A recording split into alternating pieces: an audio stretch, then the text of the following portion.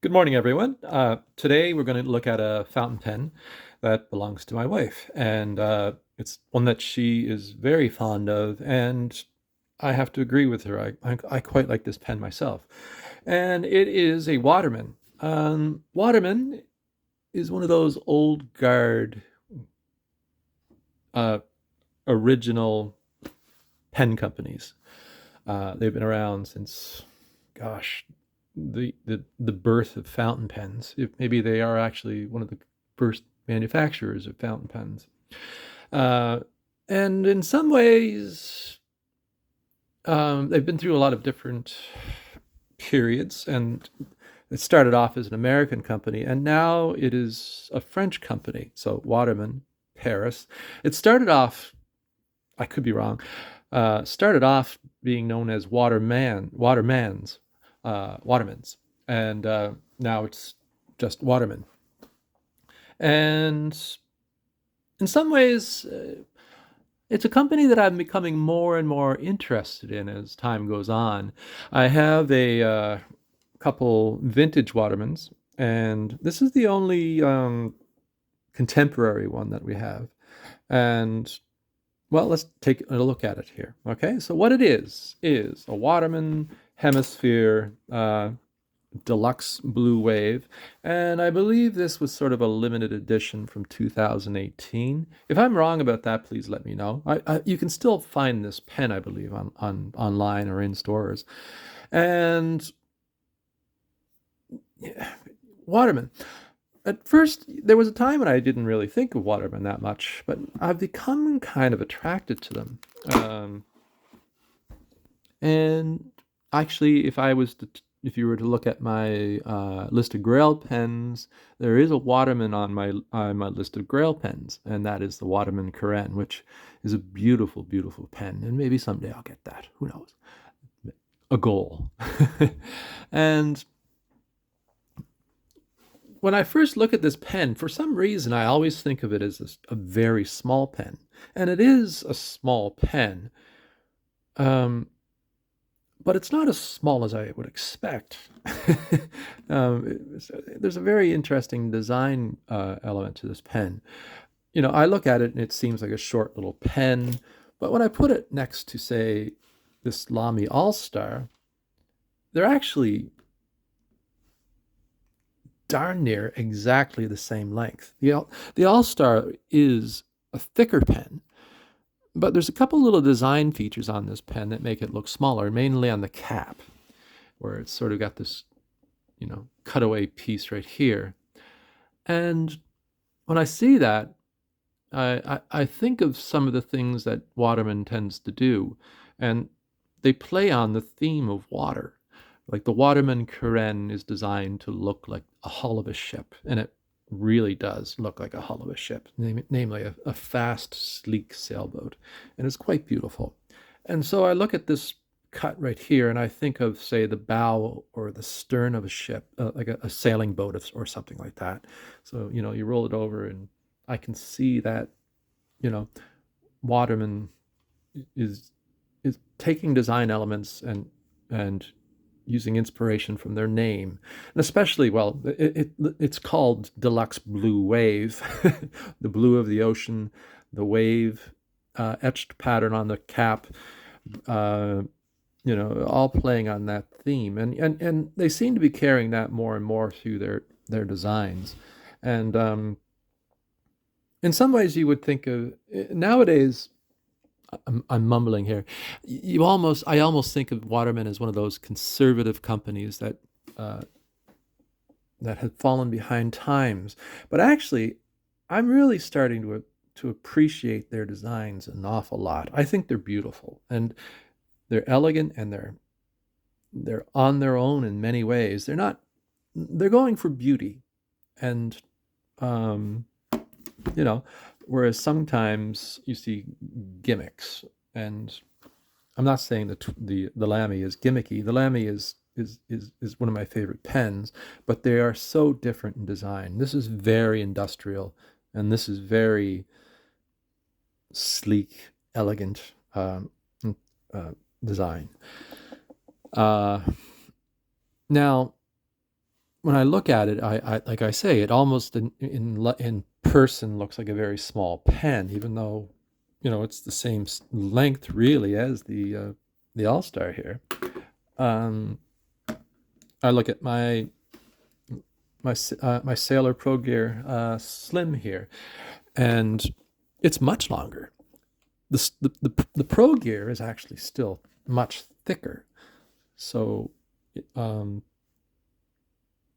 that raises a couple issues. For instance, I don't have huge hands, but do I find this pen too thin? That would be the first question that comes to a person's mind. I have just normal hands. And I have to say, I don't find it too thin. I find it actually fits my hand very nicely. Um, I work a lot with, say, watercolor brushes that are thin, and over the years, I've become very used to certain thicknesses. I don't like a thick paintbrush. I'm an artist and a picture framer, and I'm using tools all the time, so it actually fits my hand very well. It's actually a lot heavier too. That's the surprising thing about it. It's a heavier pen than I would expect, mainly because it's got this.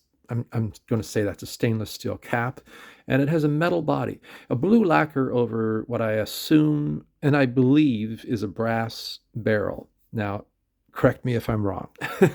I've looked around and I've seen different references, but when I came across that it was brass, and I think that is right. I believe this is injected plastic, injection molded in plastic here, and it feels like it, and it makes a nice size section. Actually, it's quite comfortable hold.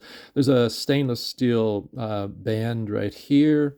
Doesn't feel sharp at all. It's one of my favorite type of cap mechanisms. Push cap, pull cap, makes a nice click. It's very secure. I don't know if it's magnetic, but it does. I don't think it is, but it just pops on there very nicely. Very comfortable in the hand, and it has that really, really attractive etched wave pattern all across the cap. It's very attractive. A very serviceable clip. It's has so that would catch a pocket or very easily. What else can I tell about it? The interesting thing about it is the nib. In some ways, when I look at this, the first time I saw this, I thought, wow, that's a huge nib. But it's not really that big a nib, actually. It's probably not much bigger than, say, a nib on a Kaweco. It's much smaller than the nib on my Sailor Pro Gear here, for instance. But once again, with this certain design features, it seems at first glance to be a big nib. But it works. It's not it's a small nib. I'm going to go out on a limb and say it's like a number 5. Very similar to Kaweco Sports, probably. Anyway, so you get this beautiful pen, and it comes in this really attractive box, clamshell, of course. It has your standard information, warranty, things like that. I believe it came with a cartridge, but I'm not I can't remember if it came with a converter. A lot of pens these days don't come with converters, and you have to go buy them.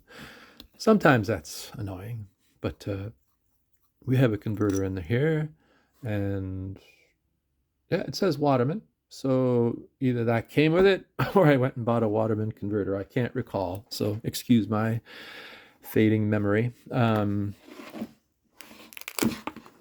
Let's ink it up. Okay. We almost always keep this inked with Diamine Oxford Blue. I find it's a very nice blue with this pen, and I like to match inks with pens. It's kind of fun, Oh, let's try to get a fill.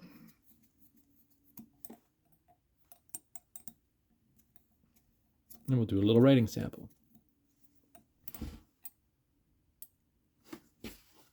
Now, it seems every few years or every year, Waterman comes out with special editions of the Hemisphere and some of their other models. And there are a number that I would like to get, but mostly the Waterman Karen. Yeah, so fits my hand nicely, posted. It feels quite comfortable, quite balanced, a little back heavy in some ways, but it's not uncomfortable. It posts fairly securely. Now I am going to say it does mark a little bit. This pen has been used a lot. You do notice that it marks the barrel, just the lacquer, just a little bit. And over time, that's going to cause more issues. But I like being able to post pens, and yeah. So the quick brown fox jumps over the lazy dog. Now this is a very smooth nib, I find. Very nice. And it seems to write very wet. It's not a gusher, but it does write very nicely. Very nice wet line.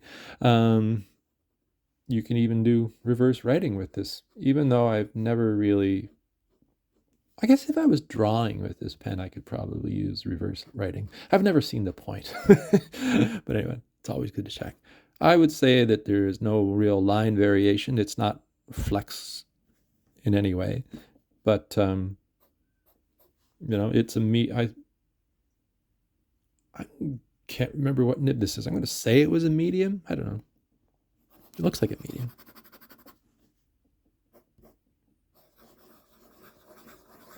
And the feed keeps up very nicely as you scribble with it. Yeah, so there you have it. Waterman Hemisphere.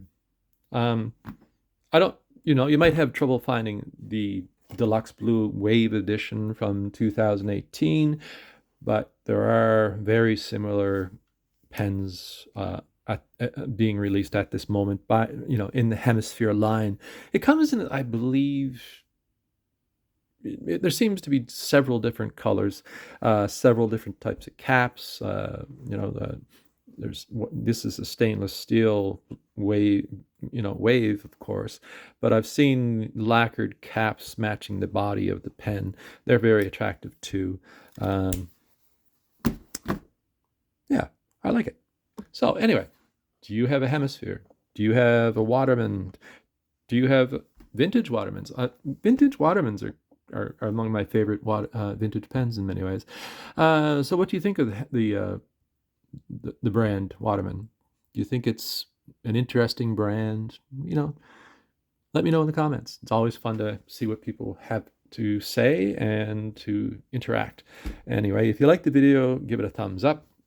And if you're new around here, I invite you to subscribe to the channel. I'm always sort of looking at different types of pens, and we talk about inks, we talk about paper, we talk about just random stuff sometimes. And I hope you have a great day, and I'll talk to you soon. Bye-bye.